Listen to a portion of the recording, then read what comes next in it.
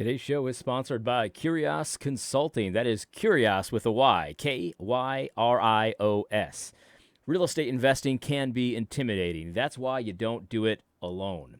Kyrios Consulting gets you from no real estate to your first rental property. My friend Steve did it right here in New Hampshire, and he wants to help other Christians do the same. Visit consultingbykyrios.com. Again, that's with a Y, consultingbykyrios.com. No more excuses. The world needs more Christians with passive income, not more passive Christians. Make it happen. The link is in the description. All right. I don't know if I've ever talked about a Brian Suave. Brian Suave.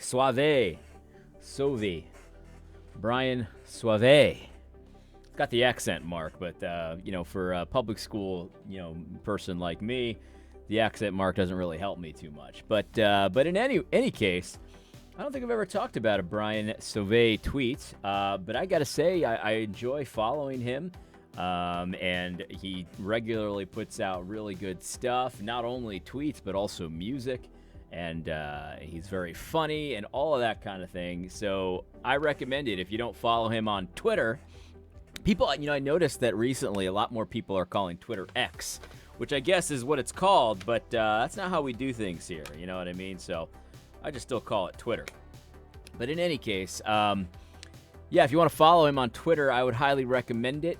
This is a good tweet, and actually I had a conversation at the Men's Intensive last week that was along these lines, and I think it's worth. I've heard it a number of times now.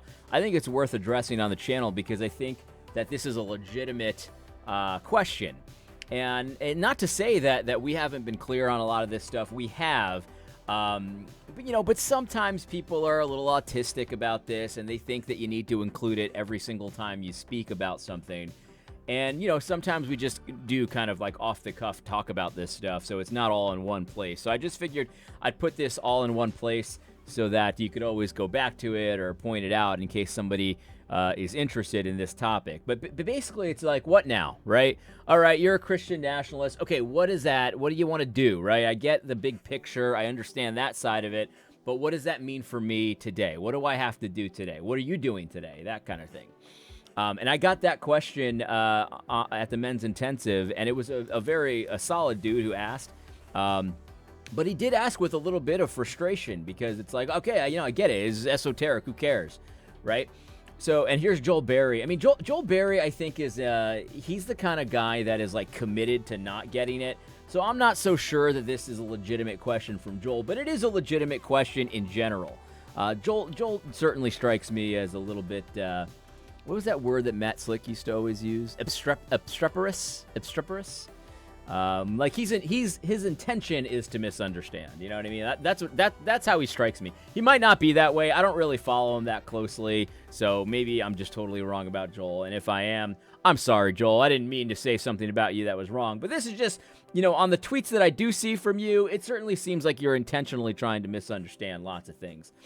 But anyway, so Joel is responding to someone about Christian nationalism, and he says, I get all that, but I get impatient when the rhetoric isn't combined with some sort of, so here's what we need to do next statement. What is being proposed exactly? A constitutional convention, new amendments, secession, revolution, emperor? When people go around saying, let me just complete this, when people go around saying it's over and offering no solutions, that irritates me a bit.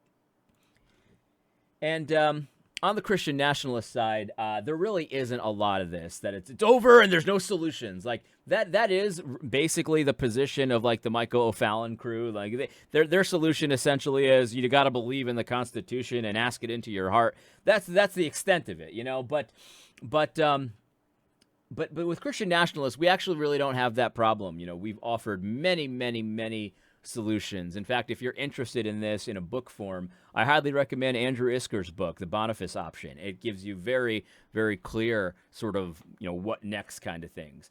But I do think that sometimes, we kind of just talk about it off the cuff, and it's not all in one place. So I wanted to put it all in one place, and I'm going to use Brian Sauvé's tweet here because I think it's really good. And so what Brian does is he has this in two parts, right? So one part is sort of like the national sort of like what we should do, that what the nation should do. But a lot of it is sort of very in every not really possible in a lot of local areas, right? Like that's one of the things about Christian nationalism that I think is so frustrating for people, that on a federal level, yeah, we know that the government should do certain things on the federal level, but a lot of our efforts are more focused locally, because on the federal level, it doesn't seem very winnable on the federal level, but on the local level it is. And so, a lot of your time should be spent on things that are actually attainable as opposed to not. But at the end, Brian Sauvé talks about practical things that we should do. And I think that these are pretty good, and there's probably more that could be said, but I wanted to point this out. And so here's what Brian Sauvé says. He says, what is being proposed? This would be a good start. Number 1, regain the political will to act in our own national interests. That is a big deal. The political will to act in our own national interest. A lot of people do not have that. A lot of people do not have that. A lot of people are globalists at heart, and that's a big problem. So that's number 1. He says, number 2, restore a national awareness of and cherishing of our Protestant roots and adopt a clear statement of Christ's rule over the nation. Yeah, this is a good thing as well. I've often said that the Constitution could have been better. The Declaration of Independence could have been better. It could have been overtly Christian. It could have been overtly naming the name of the Lord Jesus Christ instead of God, which was, in their view, it was Jesus Christ. But I think that it could have been a little bit more forward-looking into the situation we have now, where the word God is used very generally, very ambiguously.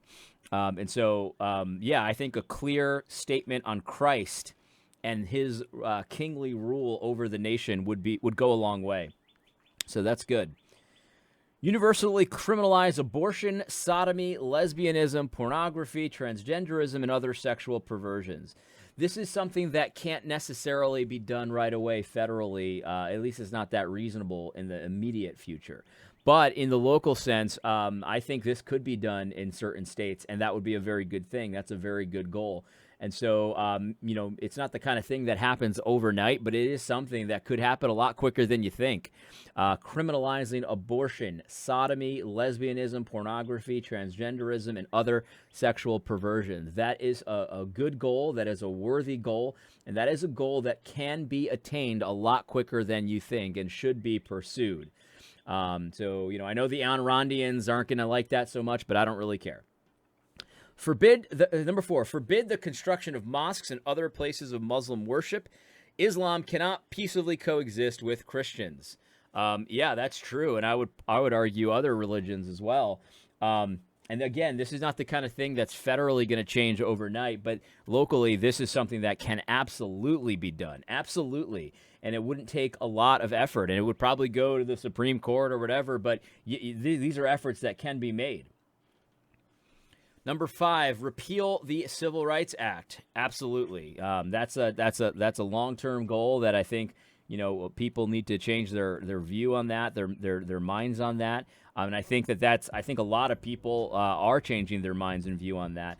That's a big paradigm shift, though, a big paradigm shift. And so while that is a good goal, I don't think it's necessarily a reasonable one right now, because there are a lot of boomers that's like sacrosanct. And I don't mean boomers in the derogatory sense. I just mean like that's their generation. That would be a sacrosanct thing. That would be sacrilege to even consider. But I think that the younger generations are really starting to see that for what it is. Not in huge numbers, but that's a good one. And I think that's a very good goal. The same applies, I think, to this one, ending women's suffrage via repeal of the 19th Amendment. Same kind of thing, same comments as the last one. A worthy goal, probably a long-term goal, probably something that is not going to happen very soon. But I think it could happen a lot sooner than people think. I do agree with that. But this is something that you can kind of practice in your own home, with your wife and your family. If you have a wife that doesn't believe in the 19th Amendment, well, what she can do is vote the same way you do. You know what I mean? If she doesn't agree with women's voting, it would be a good thing for her to vote along with her husband. That's one tangible thing that she could do, if she so chose rather. Deport illegal immigrants and close the border to most immigration. Yeah, this is about like acting in your own national interest. You've got to have the will to do that, and it's not very nice, and people are going to call you all kinds of names, but you have to steel yourself a little bit here. I understand that you want to live here, but unfortunately, you're an illegal alien, so you have to go back to your nation. You have to go back to your country. It's people always use the analogy of your own home. If you had somebody that was there illegally, you'd kick them out. You know what I mean? It's not very nice, but you would do it, and that's a good goal as well.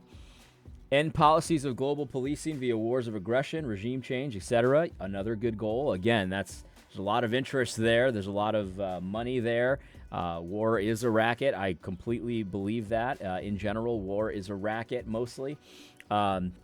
And so that would be a good thing to end. Again, that kind of goes into the boomer generation, understands that a lot differently. And so right now, is it reasonable? Probably not. Even though we can't afford it, we're probably not going to stop doing it for a long time. Repeal no-fault divorces. Again, this is a good one, right? Another good one that, could happen on the local level a lot easier in some localities than others. Probably not on the federal level, but that's okay because it's not really that kind of an issue anyway. So local levels, these are things that can happen a lot sooner than you think, and that's a good list. You could add more to that, but that's a really good start. But here's the thing. So, but not everyone. This is the conversation I had last week. I said, what you do about this really just depends on your station, right? Not everybody has to be a politician. Not everybody has to be on the school board, although some people will, and they'll have to act accordingly. That's what you should do. If you're on the school board, or if you're not and you want to be, get on it and start making moves. You know what I mean? If you want to be a mayor, get on it and start making moves. But not everybody's going to be like that. A lot of people are not going to be like that. And so there are things that you can do yourself that are, in the grand scheme of things, they're not like major moves, but they will help move the needle. And so what I was saying to this guy is like, well, what do you do? Well, it depends on what you are, right? You're an accountant. Okay, well, you're going to have some things to do. You're a city clerk. Well, you're going to have a different set of things to do.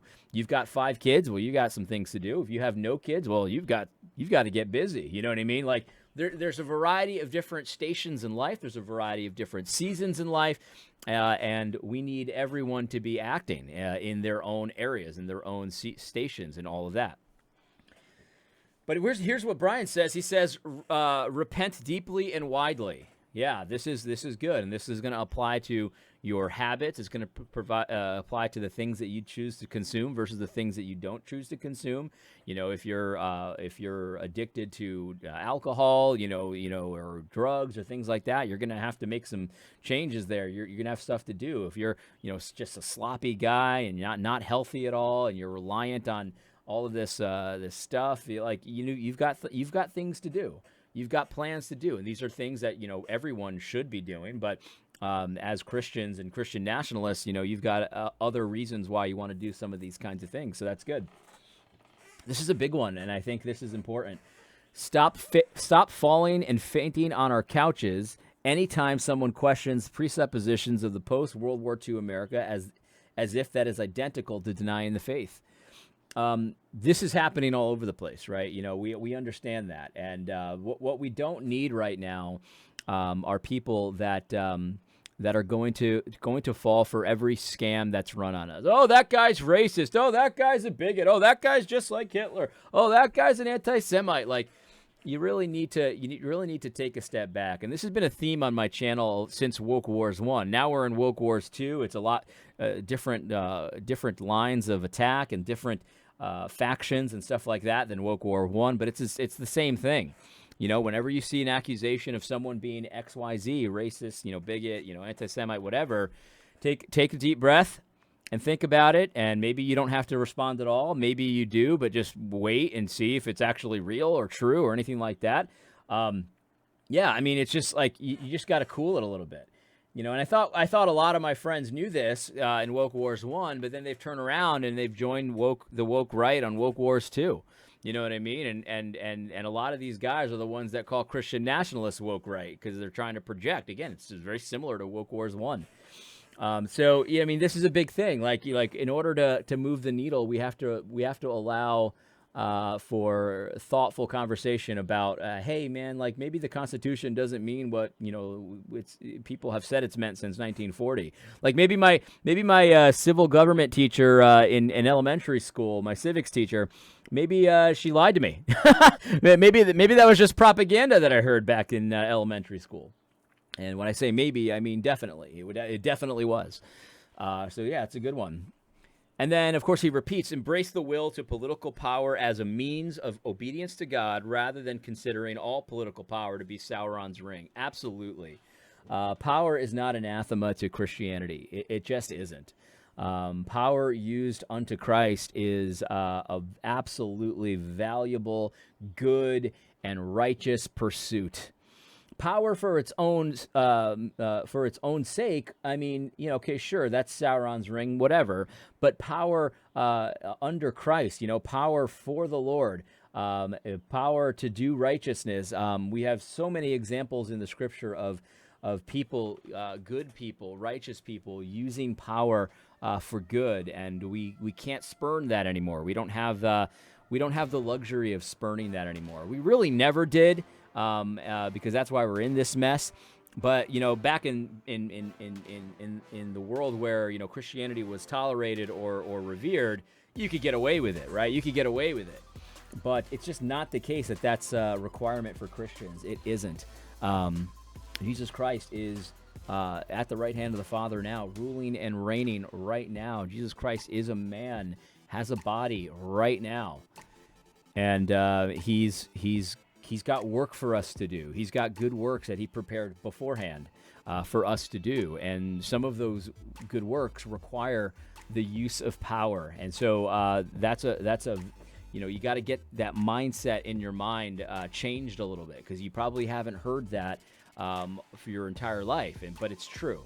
It's true. And so it's really not helpful when you get sideways glances from people and say, oh, you want to be a dictator? You want to be a dictator? Oh, you're talking about dictator? You want to ban sodomy? Dictator. No better than Hitler. No better than Hitler. That kind of thing is not helpful at all. I mean, it is funny.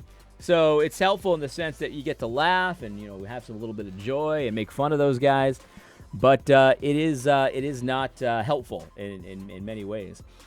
But again, I think as far as what you should do, you need to consider. I can't tell you what to do. You know what I mean? Because every person is different. Like I was telling some lady the other day on Twitter. She felt bad that my kids or something would never know the love of Christ, or I don't know. Some she was hysterical. Who knows what she was saying? She was out of control, acting very irrational. What you really need to do is calm down and maybe smile a little bit more. But in any case, and I told her, I said, yeah, my kids aren't going to worry about that. You know what I mean? My kids aren't going to worry about that because, number one, they're going to know the love of Christ, but they're also going to be trained and indoctrinated into a Christianity that does not spurn using your power, using your authority, using your station for Christ, no matter what your station is. Whether you're a plumber or a soldier, whether you're a soldier or a king, whether you're a governor or a legislature or on the school board or maybe just an accountant, they're going to use whatever authority, whatever influence they have unto Christ without shame, without any kind of qualms about doing it, and they're going to do it gladly for the Lord. My kids are not going to worry about people like you who would say that if you seek to do right in the political realm that you're not following Christ. They're not even going to have 1 ounce of worry about that because they will be thoroughly indoctrinated into all of Christ for all of life. Thoroughly. So, no, they're not going to worry about that. You don't have to feel bad for them because they're going to have the time of their lives doing it because it's fun to work for the Lord. It's fun to be on the Lord's side, and I'm training them every single day to enjoy being on the Lord's side because there are many advantages to being on the Lord's side, and they're going to know that, and they're living it right now, and they're under, all of them are under 10, but they're living it right now. And it's not going to be weird to them. And no matter how hysterical women of both genders get, they're going to learn to laugh about it. They're going to learn to enjoy it. Whenever they get slandered as a racist, bigot, whatever, they're going to laugh. They're going to do a little dance. It's going to be fun for them because they're going to see their father having a lot of fun. They're going to see it, and they're going to say, man, I want me some of that. I want me some of that joy. I want to have that ability to sort of laugh off, regardless of the ridiculous, hysterical, irrational, emotional insults that people hurl at them. They're going to think it's really funny, and they're going to laugh and laugh and laugh. And they're going to be 10 times worse than I am. That's the thing. Like, a lot of my work is focused on my family, right? Obviously, because I'm not a politician. I'm not a pastor. And so I do my job and I do my thing and I do some influencing where I can, people at my church and people online, whatever. But most of my time, most of my thought is about my family and about my children. And so they're going to be 10 times worse than I am. So you don't like A.D. Robles, you're gonna really hate the four that I bring up, and they're all boys too. So that's got to be real concerning. But yeah, they're gonna and God's blessed my family. I mean, there's no two ways about it. My father did better than my grandfather did. My grandfather did better than my great grandfather did. And I, God willing, will do better than my father did in almost every single way. And you look at the lineage, right? And at some point, Christ came into our family, and the amount of believers that are in our family now, due to my grandfather having a come to Jesus moment, a really epic one, a come to Jesus moment. The results of that have sent shockwaves through the Robles line. It's as simple as that. Shockwaves. And because of that miracle, it was a miracle. Because of that miracle, there are so many more believers. There are so many more followers of the Lord Jesus Christ. There are so many more soldiers out there. And that's just going to continue. It's as simple as that. That is going to continue. I don't remember when I was a kid, I don't remember ever saying, I'm looking forward to having a family and kids of my own. I don't remember ever thinking that, but my kids are already thinking that, well, at least the older ones, they're already thinking that about how they want to have a lot of kids and how they want to have, their kids have brothers and sisters and all this kind of stuff. And you know what? Their kids are most likely going to be 10 times worse than them. When I say worse, of course, I mean in the positive way. So, I mean, for a lot of people, that's what it looks like. It's a pretty simple thing. And so, they're not being indoctrinated the way I was in public school. They're not, but they are being indoctrinated, all right. They are being indoctrinated. And for them, it's not going to be foreign, the idea of having a Christian nation. So it's not foreign to me. And there's 4 sons right now. God willing, God's good to them and kind to them and keeps them healthy and safe. But that's going to be 4 families that it's not going to be weird or foreign to have a Christian nation. And then it just kind of moves on from there. I mean, imagine that. Imagine if they all have 4 kids themselves.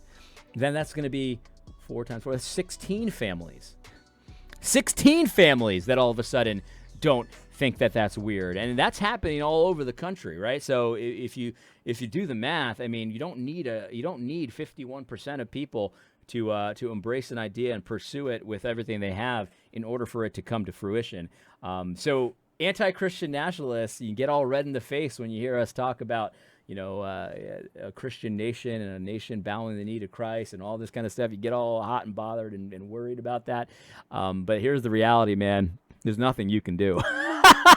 There's nothing you can do, man. It is only a matter of time. And I fully believe that this is possible. This kind of thing is possible a lot sooner than you think.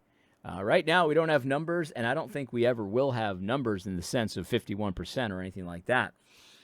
But all it takes is some shrewdness, and all it takes is some energy, and all it takes is, and there could be a cataclysmic event. Who knows? I mean, who knows what could happen? Sometimes a lot of changes, it happens, just like that. And God moves and does things, and we don't know what's going to happen, but we're in it for the long haul. And by the way, before you turn around and say, yeah, well, I'm training my kids to fear Christian nationalism. Yeah, good luck with that. Good luck with that. That is not going to work. I'm telling you, that is not going to work, because you as you fully well know, our message appeals to the younger man. It absolutely does. And your nonsense and your panty-waist little, limp-wristed nonsense about, we must spurn power, it's the ring of Sauron, like all that does not speak to younger people. This is the thing. I was watching a video the other day, and it was actually a video I really hated. It was not a very good video. And the guy who was saying this thing, is awful kind of guy, just completely, almost everything he says I disagree with. But he did say one thing that I really do agree with. He said he was talking to a guy, kind of a schlub, and, this guy's like a motivational speaker, and this schlub was like, hey, man, how do I reach this young guy? I'm taking him under my wing. Like, how do I reach him? How do I help him? He's going down the wrong path, and, well, how do I reach him? And this motivational speaker said that he told him, you can't reach him. You can't. And the reason why he said you can't reach him is because he doesn't respect you. You're not giving him a positive vision. You're a schlub. You don't have your life together. So why in the world would he ever listen to you about getting his life together if you don't have your life together? He doesn't admire you. And the truth is, anti-Christian nationalists, people don't admire people that faint on their fainting couch every time somebody says something that's not approved. They don't admire that. You can get high fives on that on Twitter, but people, person to person, they don't admire that. They don't want to be like that. They don't. I look to my own father, and I did want to be like my own father, because my own father he wasn't perfect, but he's a strong guy. You know what I mean? He had fortitude. You know what I mean? He was like the strong, silent type, although he's not really that silent. But the strong, silent type of The Sopranos, like I looked up to him. I did. I wanted to be like him. And so, I respected him. And so the things that he said, I didn't always do what he said, of course, because kids always have sometimes a little bit of a rebellious streak. But at the end of the day, when I think about the kind of man I wanted to be like, my father was a good example. So, keep fainting if you want. I mean, it's not helpful, and I wish you didn't do it, because I want what's best for you. It's not God's best for you to be fainting every time somebody says something about how Jewish people, own the pornography industry or whatever. Like, you faint and you get all crazy, and, you do your, look at the Twitter circles! Look at this nefarious, did you know that they've got private signal groups? Like, dude, you look like a woman when you do stuff like that. That's nonsense. That's like girl talk. It doesn't make any sense. Who cares? Who cares? But keep doing it. Keep doing it, because the more you do it, the better our side looks in comparison. I mean, it's just simple. It's just as simple as that.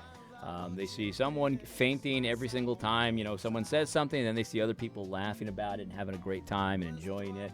Yeah, sure. You freak out about White Boy Summer. I mean, I agree with you. White Boy Summer looks a little weird to me, but then again, why wouldn't it, man? I'm not white. But yeah, keep going. The White Boy Summer, it's just they're woke. They're just totally woke. Like, yeah, sure. Keep doing it. I mean, it looks a little weird to me, but, it's okay for white people to have a little fun. White people look, they can go to their barbecues and put mayo on everything if they want to. Listen, it doesn't bother me. I like that. I like that they're having fun. White people are all right, man. White people are all right. In any case, I think that about does it. I think I made my points, and I think that's it. Hope you found hope you found it helpful. God bless.